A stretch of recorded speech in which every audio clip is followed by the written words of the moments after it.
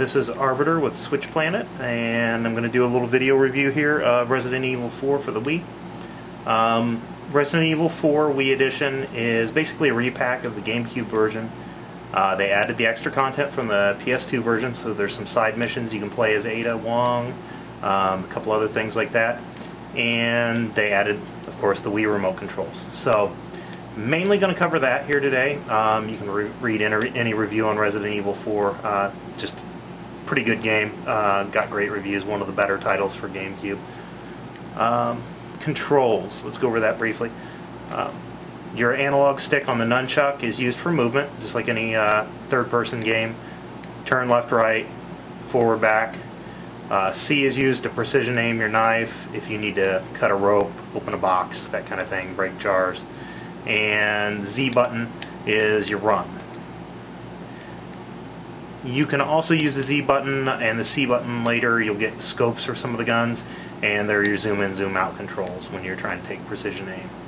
So those are your general exploration controls. Then on the remote, the B button is used to bring up your weapon. A button is used to fire and also used for context sensitive operations like open door, give someone a boost, that kind of thing. Minus key opens the menus. Plus key is used to tell companion characters to wait or come with you. And then button 1 is your mini-map, and button 2 is the Wii system options. So you see the remote moves your cursor around. When you hold the B button, then your weapon tracks with the cursor, which I like. I wasn't sure I was going to be able to handle the Wii controls at first, or that they wouldn't be accurate enough, but I've actually gotten pretty comfortable with them. I'm mainly a PC gamer, and I actually kind of like this better than the mouse. As you can see, I can pinpoint shoot these ravens or crows, and that's not real easy to do using analog sticks.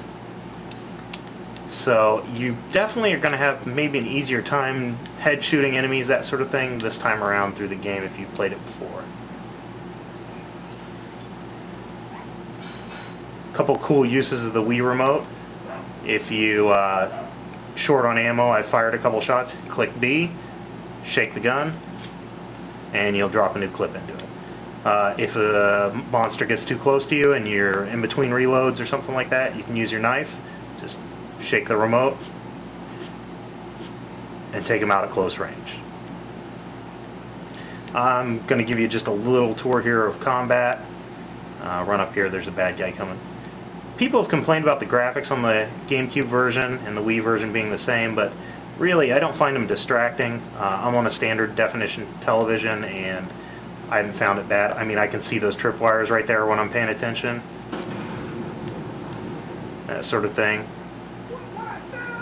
Here comes the bad guy.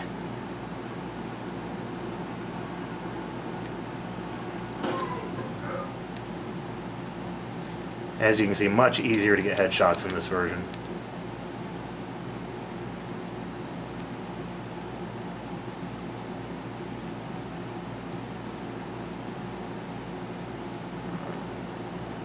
This version does have all the blood and guts from the other versions in it, as you can see right there. Let's go up here. I think there we go, some more bad guys. As you can see, they have hit zones. Shoot a guy in the leg, he falls down, and makes it easier to use your knife on him.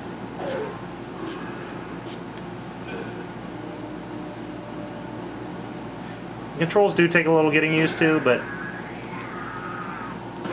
after about, I'd say 25 minutes, I was just as comfortable playing like this as I would be on a keyboard, mouse, or a joypad. Probably a little more comfortable than dual joysticks.